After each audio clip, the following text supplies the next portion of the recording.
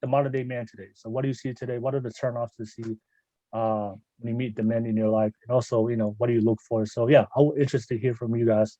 What are your turnoffs when it comes to the modern day man that you guys see every day when you guys are looking for a relationship or trying to attract somebody?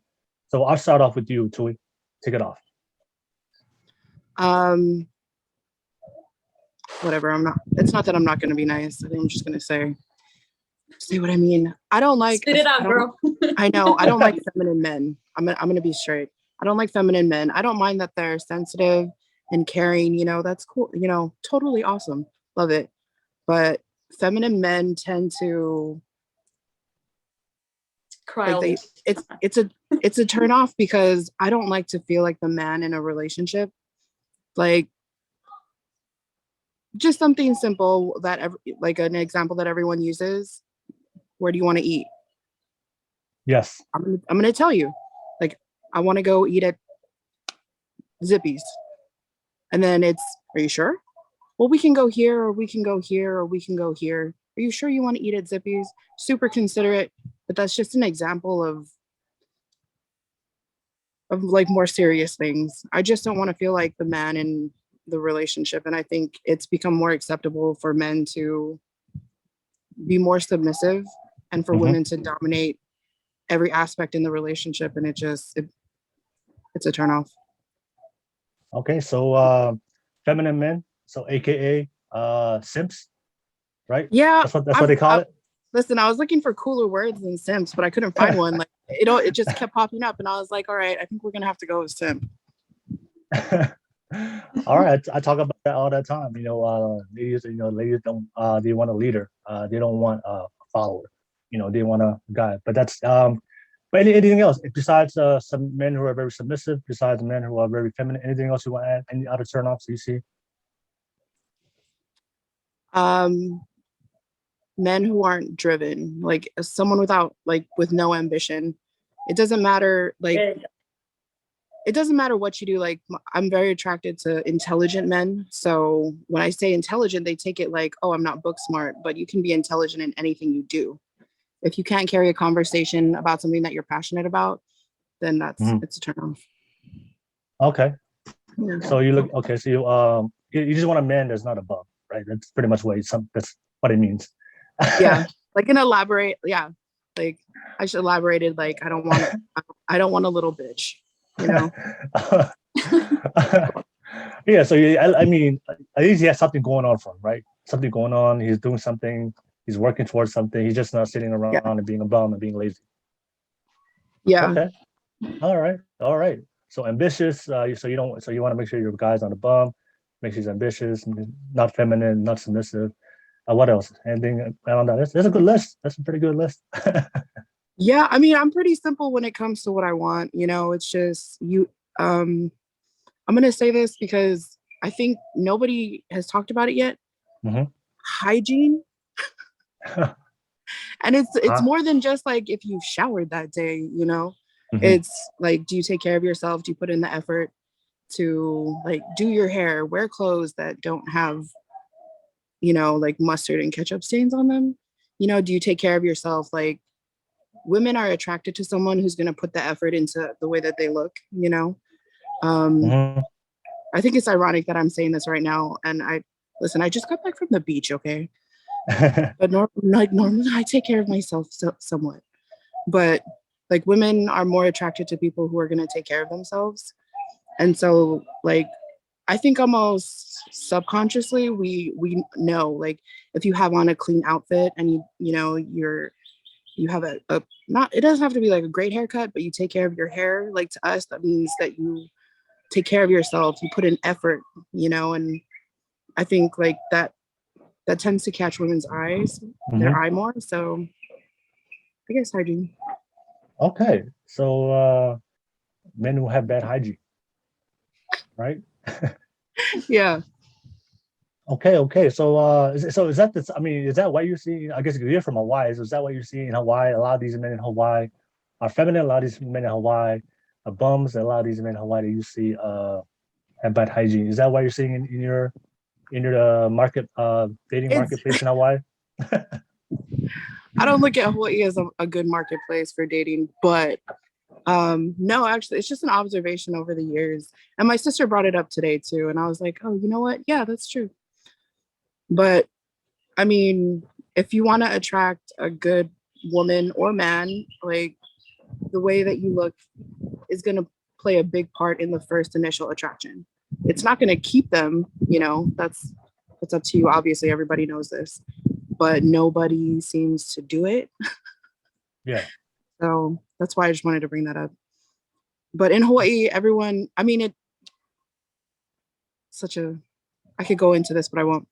But in Hawaii, shorts, slippers, no shoes at all, no shirt. That's the general man in Hawaii usually, or like just a t-shirt, which is fine. There's nothing wrong with that. That's an easy wardrobe. Yeah, there's nothing wrong with that. But it's like they don't need walk-in closets, that's for sure. Right, because all their clothes are in their trunks. That's why. Oh, okay. Yeah. All right. So yeah, I was just about to ask that. You brought it up. I was like, yeah, because in Hawaii, everybody's just laid back with their clothing. It's usually just some shorts and some trunks and flip flops. Yeah, and that's cool. There really is nothing wrong with that. But like good hygiene, like if that's your wardrobe, then at least try to look nice. Smell good. At least just have a smell good good. Like the way that you smell and the way that you present yourself is gonna be what you attract, like essentially. All right. Sorry. So feminine men, you said that your biggest turnoffs are feminine men, simps, and of course guys who are bums, not got nothing going on for them, and then no plan for the future or have any kind of goal or dream, and bad hygiene. All right. I'm interested to hear the comments on the live for all the men in Hawaii who's on the live chat right now. They probably have this on in the background and are drinking right now. Oh, so yeah, if you're a man, you're from Hawaii, you're live chat. Let me know your thoughts. Clap back. All right, so okay, we'll go to Saida. So Saida, same question. And it's cool about you, Saida. You're married, so that's kind of cool. So you found your guy. So what was your turnoffs when you were dating? What was your biggest turnoffs when it came to when it came to men? Immature. They don't know what they want. Like every time it's like, what do you want in life? I don't know what I want in this life. I'm trying to find myself. Yeah. Said, dude, you're almost 40 years old. You're still trying to find yourself. Why don't you just create yourself? That was just like, I couldn't even tolerate that. I didn't care if you pull the chair or something. No, but like, I mean, I don't know. It's just like, there was no point, and I don't have no interest to talk to a guy who doesn't have no goals, no ambitions, and they don't know what they want. Because I think when you know what you want, to me, it's very attractive. Yes. That was something that my husband had, because he knew what he wanted. And also when the guys talk a lot, they like to brag. Oh, I did this, I did that, I'm this, I go to the gym. Yeah, I also don't like those narcissists that really obsessed with their own body, because they go to the gym and they always look at themselves. And I see them at the gym, they like kind of go up and down. And it looks like they kind of trying to look hot to attract the girls, but really, I think they fell in love with themselves. Yeah. Okay. So no talk, action talks louder than words. I like when the guy is trying to prove himself. Like you like a humility, little dash of humility, just be humble. That's what it sounds like. Yeah, because I personally like to see. You don't need to talk. And that's the first thing I told to my husband flat out on the first date. It's like, I don't care what you say. Action talks louder than words. I want to see. If you really, mean what you're saying, I don't want to hear it. I want you to show it to me. Because I know a lot of women like to hear things like compliments and stuff like that, but I need actions. Yeah. And I don't like cheap guys too. Cheap? Oh. I hate greedy guys. You're cheap? So you don't like cheap guys? No. Okay, can you elaborate that? What do you mean by cheap? Because there's levels to it. There are some guys that they count your money too. It's like, oh, they probably spend a lot of money for the manicure and pedicure and all that stuff. I'm not into I'm not obsessed with the manicures and pedicures, but it's like, or they complain that they have to pay for the full bill. I was like, but dude, you invited that girl for a date. Yeah, she can pay for her own salad. So that's why I don't understand when the guys complain or they take you out in the movie and they expecting you to pay for your own popcorn or something. I never have to deal with that. Like, but it was kind of weird to me. And one time we got into an argument with the guy. He was like, so you just want to go out with me because of my money and you're a gold digger? It's like, do you have a stack of gold? Oh, I'm sorry, you're not a millionaire. That sucks. I say, I have a job. I'm very independent, but I'm letting you to be a man. So if you're taking me out, you have to take care of me. And not to make me feel like, hey, I'm paying, like you did a favor for me. Because I did the favor for you, I went out with. Yeah. Okay. So I was letting, like, because maybe the way how I was brought up, like back in Russia, let's say if you are on a date and you try to pay or offer to pay, you can insult the guy with that because you're going to show him it's like, you didn't consider me man enough that I cannot pay. Yeah. So that was was like at first, but I've seen here it's a lot that they really, and sometimes they even count your money. She's not taking it from you, but they count your money. They're so greedy, like dollar to dollar. Because in my opinion, like there's something strong that you can rely on. And those panickers too. When it comes to the restaurants or the dates, like what do you like to be taken out? Like, do you like to go to like nice restaurants, or do you like? Are you a simple girl? Do you like to just go on a normal date, just like it doesn't matter. Taco somewhere at a taco at a burrito? Either truck? It doesn't matter to me. It doesn't matter. Okay. We can go fast food just for frozen yogurt. We can go out and nice on a special occasion. If it's a special occasion, I don't mind to go somewhere nice. But I can go either. We just can go have coffee or ice cream. Okay. So it's not about the actual where you go. It's about just the action, how he acts. If that makes sense? Yeah. Yeah. Okay. So you just want to make sure he's not cheap when it comes to dates. If you want him to pay for the first date to take care of you. Don't be a narcissist. Don't be a narcissist. All right.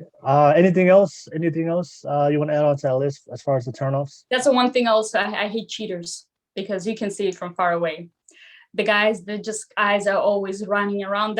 I feel like that's in their blood. It doesn't matter what a wonderful and beautiful and smart and intelligent girlfriend they're gonna have. If they cheaters, they're always gonna be cheaters. And it's just I've seen that a lot. Is that something I cannot tolerate? Okay. I mean, when you say how do you know when you meet a guy in the beginning, like how do you know he's a cheater? Like what are the cues or things that you look for that cues I guess is for you is a red flag that he may be a cheater? Well, it's usually you can tell by the way how he behaves. It's like his eyes are running around a lot of time. But sometimes it can be hard to say on the first date. You kind of notice it later. And the ex-girlfriend comes out. Yeah, that's another thing too. It's also biggest turnoff. It's how they talk about their ex. Oh, okay. Yeah. Like, what do you mean? Like, oh, like I have that ex. She was this and that. Or I have the ex before. Oh my God, she was even worse. And I was like, okay, then your next potential girlfriend that's going to be your next potential ex also going to be the worst person ever. So, and that also tells like another turn off the relationship with mother and sister. Like if he has a sister or mom, like if they in the bad relationship or he's not treating his mother right, of course there are some exceptions happens, their story, but most of the time, if he's a really bad relationship with the mother, they fight, they cuss each other. In some families, it's normal, I guess. Yeah. Then that's a red flag for me. It's like, he's not going to be treating me nice either. Mm-hmm. Yeah. And also, that's me. And also, whenever to me, whenever somebody talks about their ex or totally shitting on somebody, it just shows me that they haven't moved on from that relationship. They're still holding some kind of ill feelings. They haven't healed yet. They're still thinking about their ex. So whenever whenever I see people that whenever I've met people that always talk negative about their ex, I've noticed that they haven't healed from it. They haven't moved on yet. They're still thinking about it. So people that they're done with their ex, they're done with their past. They ask me about my ex. You know what? It didn't work out. It's in the past. I'm ready to move on. I'm focused on you. You know, but But that's one of the again, things I I've feel like noticed. you still have to be maybe a little respectful too, because that was kind of part of your life and that was your choice too at that time. And kind of, but talking bad and insulting, that's I don't like that. Yeah, because at one point you liked them. You know? Right to make this for me is like, okay, am I gonna be the next? Because that's the thing. There's no such a thing as a good ex-wife. but sometimes I hear from grown up and very mature people, yeah, we've been, and it was great while it's lasted, but then at some point we just went a separate way, and I think that's very beautiful, and I start respecting that person. It also shows that their level of maturity, right? People who are mature, they don't talk about other people. They just understand it's over, it's done, it's time to move on. So it also shows their level of maturity when they still talk about other people, you know. Okay, all right. So talk about the ex. All right. So yeah, as long as they're not cheap, as long as they're not narcissists, and they can take care of you, they have a plan, they have a goal for the future. Anything else you want to add to that, Saida? That's pretty much it, I think. I'm not gonna be putting too much. Okay, all right. Tui, do you want to anything you want to respond to what Saida said? Anything you want to add on to it? Yeah, actually, this is for men and women. It's not that you know that they're like infidelity is a part of them or that they might cheat on you. I think there are questions that you can ask that the way that they respond will tell you what you need to know. You know, like, oh, why didn't I write these down? But so like if you ask someone, like, you know, obviously you don't want to bring up the ex too much, but you know, a question that you could ask is, you know, what happened in your past relationship, you know, or even like your past too, you know, like what are you looking for? And everyone can lie and be deceptive, but for women, I think we like, you know, a piece you of got trash. that sense though. You've got somewhat of women's intuition, and for women who say, well, I just didn't know, I don't believe you. You know, like I know a piece of trash when I meet one, but like after the first 10 minutes, you just know, you know, and you can ask them questions, but the majority of the time people don't want to know, you know, they have a preconceived notion of how they think this person is, and then they roll with it, and then they act surprised when they're like, oh my gosh, this person did this to me, and I'm like, did you ask questions? You know? Yeah. Like, what didn't you ask? You know, because if you're not talking, then that should have been your first red flag. So that's it. And I would add on to the ex thing. Anybody that brings up their ex without me asking, that's a red flag right there. If I didn't ask about it and you brought it up, you know. Yeah. I probably should have elaborated. Like, if you're just telling me, oh yeah, you know, my ex did this, my ex did that, like, we're gonna end up probably really good friends, but like, it's not gonna go any further than that, you know. Yeah, that means it lets me know you're still thinking about them, you know. Yeah, and it also lets you know that, like, if your past relationships have been such trash, you either have really shitty taste or it's you. Yeah, you're the one who picked that person in the first place, right? That was your choice. Yeah. So it's kind of you insulting yourself right now. I know. So that's, you know how they say when men complains about his wife, kids, and the house, they tell him it's like, your wife, it was your choice. Your kids, you made them. Your house, you built it. So it's your fault. Yeah.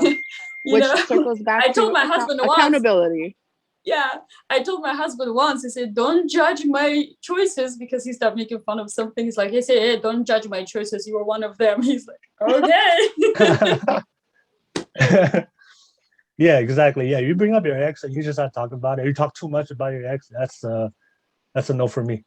That is a no. I'm already asking you, hey, check please. Separate. I know, separate checks. Yeah, separate. Separate check. She's gonna stay here and find someone else. Thank you, sir. I might ask, hey, you powder your nose or something? You drink so much water. Do you want to go? She goes to the bathroom. I'm gone. Just I'll tell the waiter, hey, just tell her I'm